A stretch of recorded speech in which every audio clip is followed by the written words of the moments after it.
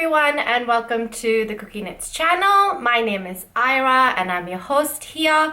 I'm coming to you from beautiful Sydney, Australia, and I'm mostly a knitter and I occasionally cross stitch and I dabble in other things.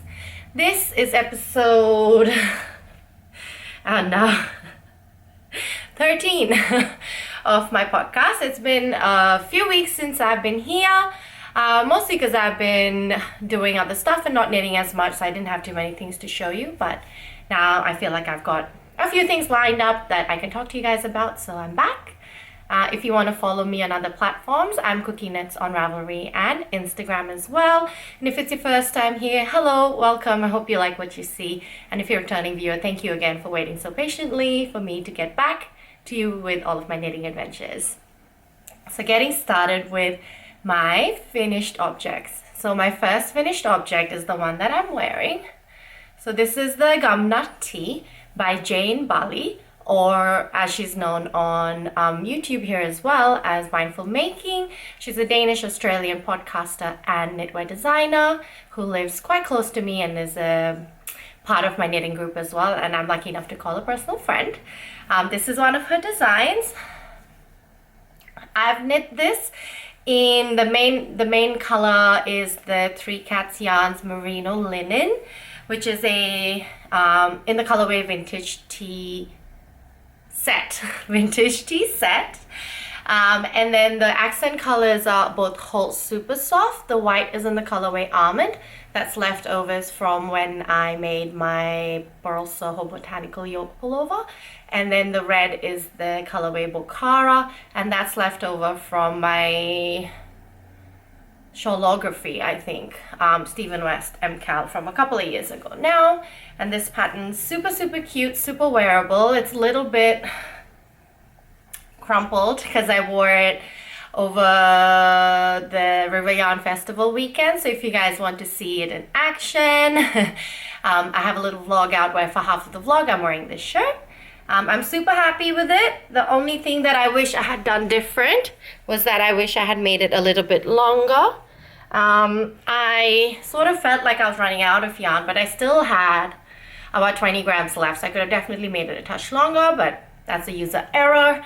Other than that, I'm super happy with it. I'm getting a bit more used to the bigger, like, Positive Ease fit, which when I was knitting it, I was like, ooh, this feels huge, but it's actually just looser, and I usually just tend to wear more Negative Ease items. But I'm super happy with it. The Gumnut Tee, I could totally see myself making a couple more in the future in maybe cotton. That would be nice, as it's a summer tee, to see how that would go. And that's about it. And then my second finished object is the Seaborn Tee by Hanna Lubben. This one I knit for my friend in Drops Belle in the colorway white and mauve. Unfortunately, I do not have any finished object pictures of it, and my friend's off on a honeymoon, so I haven't got any off of her either. But I'll just pop in like a little picture I took as a progress picture for Ravelry.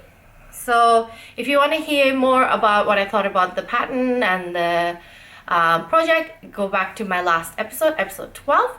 But I would just let you know that the technique to doing the sleeves, the instructions were super clear. Even though I was quite nervous, it worked really well. And I love the finished pattern, and my friend really loved it. I have enough yarn to make myself a version, and hopefully I'll be getting around to that soon. And that's it for my finished objects, just the two. And moving along to my works in progress.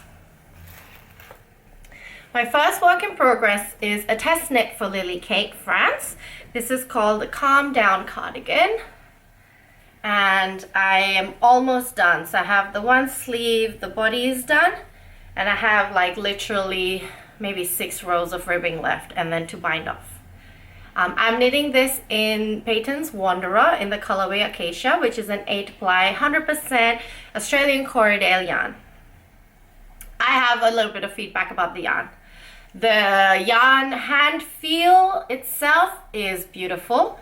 It's super exciting to see a non-superwash fiber from Patons, and it being not Merino, being Corriedale, and I was super excited about that. Though I will say that there's a lot of color differences in the same dye lot. Because it's mild, I feel like it's almost quite hard to see. Yeah, which I guess is a good thing if you're going to have color differences in dye lots. But from here up is a new ball, and it's very mustard and brown, and the lower down is very like gray. I don't know how to explain it. It's probably not that visible, which is a good thing. So this pattern was due the 7th of April, but everyone was struggling a little bit with how long it was taking to knit. So Lily's very kindly extended the test knit date, and it's due on the 17th. I should hopefully finish today. So I'll pop this on. So this is one of the patterns that really needs a block. Even Lily said that before you block it, it looks like a bit of a crumpled mess. Because it's got this sort of saddled shoulder shaping. Saddle shoulder, like a part saddle shoulder, part drop shoulder, with this rib details going all the way down the sleeve. So it's very lumpy, crumpy, bumpy, unless you've blocked it. Same with the stockinette, double stockinette button band. Because the shaping goes down like this, straight and then out, it definitely needs a good block to get everything to settle, the hem to settle.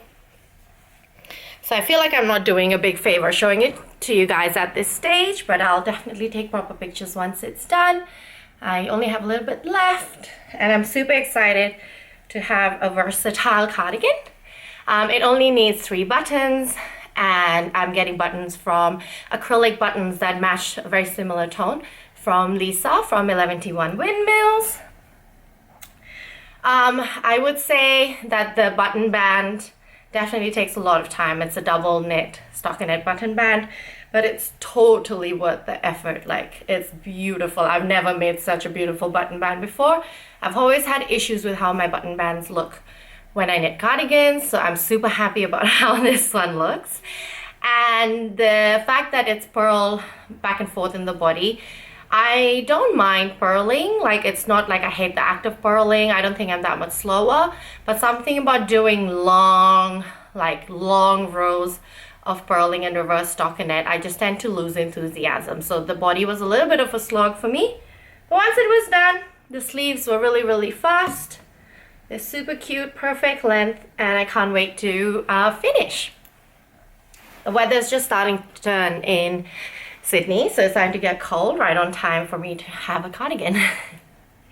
So that's the Calm Down cardigan by Lily Kate France. And the yarn, the Patons yarn, actually it had a little bit of flaws in it as well, so I'm not as happy with the quality of the yarn. But the feel and the fiber itself is really nice, and you know, I would probably recommend, if you're going to be using this yarn, really have a look at all of the balls, and maybe just to be safe, sort of the last few rows before you join a new ball, because at the end of the day it is Malt. It's not a very noticeable yarn to be able to see those dye changes in, so maybe the last few rows when you're putting in a new ball of yarn, just alternate skeins so that it's a gradual change rather than a sudden change like it's on my cardigan, because I feel like I can see it with my eyes. It's a bit hard to show it on camera, but I feel like I can see it with my eyes. Okay, then my next work in progress, you guys are gonna be shook, is a sock. Yay!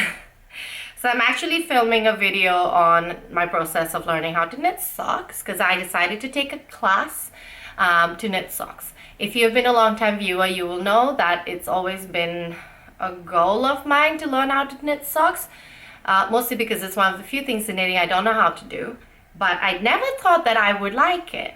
However, I take it all back. So this is the simple top-down sock by Mel Paisley. So the class I did was with Mel from 3 Cats Yarns, and we used her pattern and it included her yarn. So this is a pattern by Mel, the simple top-down sock, which is a vanilla sock with a slip stitch heel, and the colorway is called Sweet Pea. And I am so obsessed with these socks. I'm super happy. It fits so well. Like and this is pre-blocking, but I am so happy with these socks. This is some riveting content. And I love the yarn, I love the colorway, so I'm super happy with it. I finished one. So I had done up until here, and then I had signed up to do a sock test knit where I needed to knit one sock. So that was actually the first sock I finished, but this is probably going to be the first pair that I finish, because I'm halfway down the foot on the second sock. And all the information on how I got around to it will be coming up in my sock knitting vlog soon. I'm a sock knitter now. It's super fun. I actually really like wearing, well, I haven't worn it because I haven't blocked it. I haven't finished a pair to wear out, but when I'm trying it on, I love how it feels. I love the fit of it. Super happy. Then my next work in progress is the sock test knit that I was talking about. But the pattern is out now, and this is the Seaborn socks by Hanna Lubben. It has that same distinctive Seaborn lace pattern, and she's actually written it to have the stripes, but I did it in a one color. And this yarn is a 3 Cats yarn as well, and it's by Belle, and it's the colorway Coogee.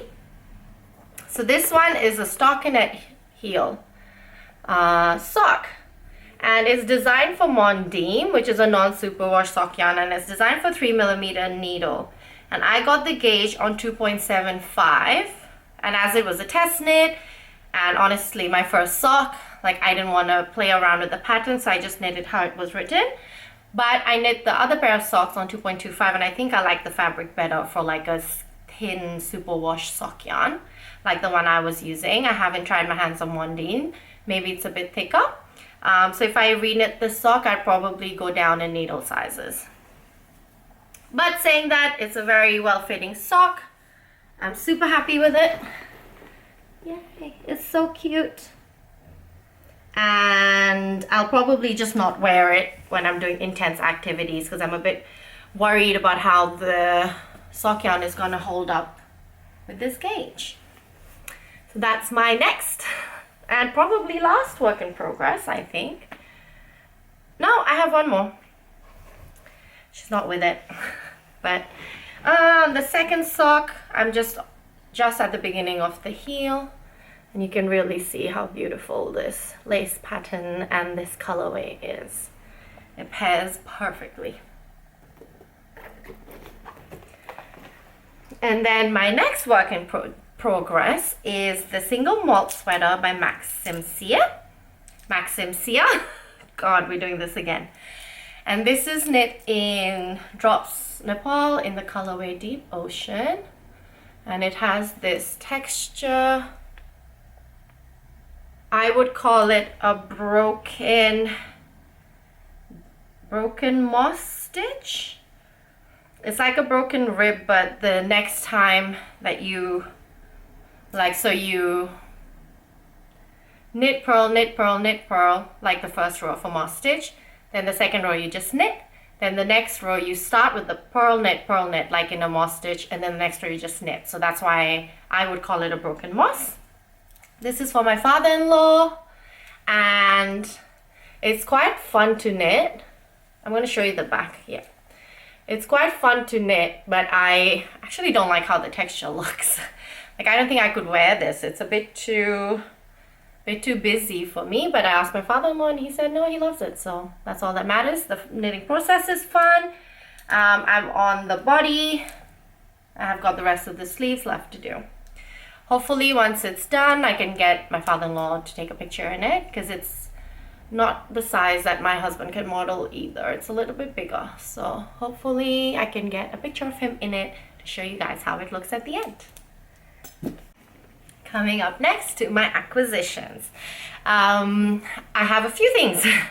A few weeks ago when my cousin was here, I had ordered some knitting for Olive pure silk yarn to her place in the UK, and she brought it down. I had also ordered some sadness Gantin lin, but unfortunately I don't think it got delivered. We couldn't keep track of it, and I actually ended up having to contact Knit, and they gave me a refund, which I'm a bit sad about because that was the yarn I really wanted to try.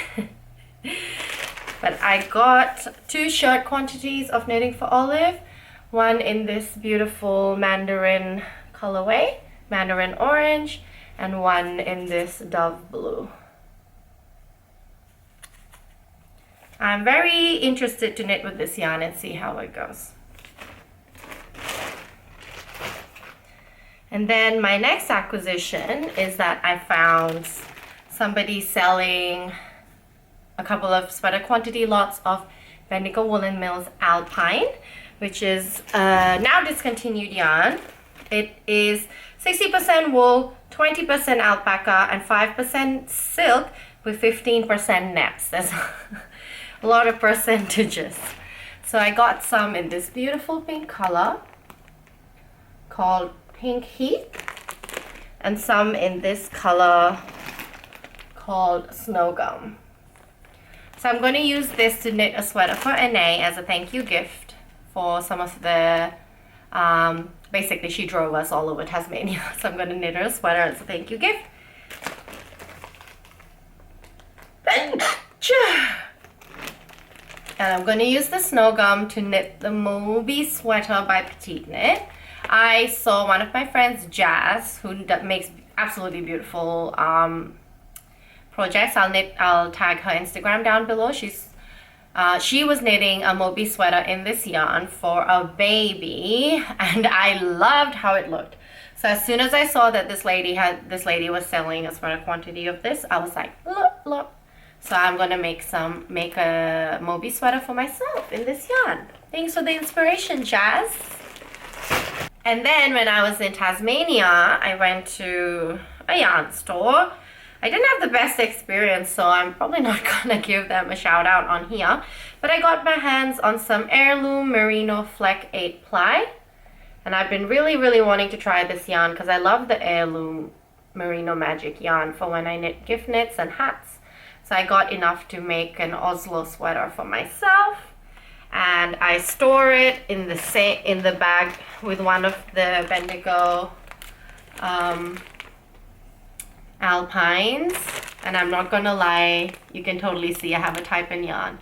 Tweedy, pink. I'm sold. I'm sold. And then my last acquisition I also got off a D-stash, and this is the Kinross 4 ply, which is a 100% superfine lamb's wool yarn in the colorway Highland Cow. And I have 10 skeins of this. I actually got this as a birthday present. I bought it and gave it to my husband, who gave it to me on my birthday. And I've heard absolutely beautiful things about this yarn. I am still undecided about what pattern I'm going to knit with it, and I want it to be something absolutely special and perfect for this yarn. I've heard a lot about this yarn if you watch Creia Bea or Jonathan's Days, and Amy Palco from, you know who Amy Palco is? I can't remember the name of her podcast, but you know who Amy Balco is.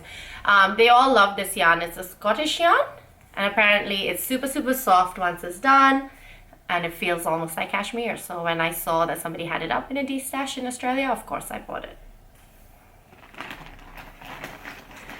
So that's the last of my acquisitions. I'll have a little bit of a live chat segment, which I usually don't do. I do apologize if you feel like I'm in a bit of a rush. I am. There's been a big couple of things happen in my life. I turned 30, which is super exciting, and I went to a yarn festival for the weekend of my birthday, and I have that vlog up if you guys want to watch. And then the other thing that happened is that my husband and I bought our first home. So we're sort of in the process of doing renovations for the past 3-4 days over the Easter long weekend. I was in the house hammering and chiseling away, getting drywall in my eyes, super fun stuff like that. That means that with all of the traveling, when my sister was in town and the yarn festival and then the house, I haven't been getting that much knitting done, and I am a little bit sort of here and there frazzled.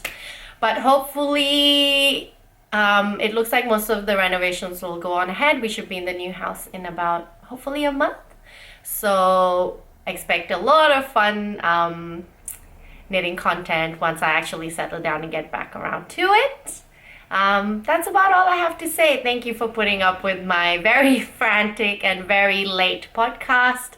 I must say that you guys, the support I get from you guys is just, thank you so much for sort of being a steady constant in my life no matter what's happening. I love having a place I can go where everything else just falls away and we just talk about this wonderful craft that we love. So thank you so much, and I'll catch you guys soon. Bye bye.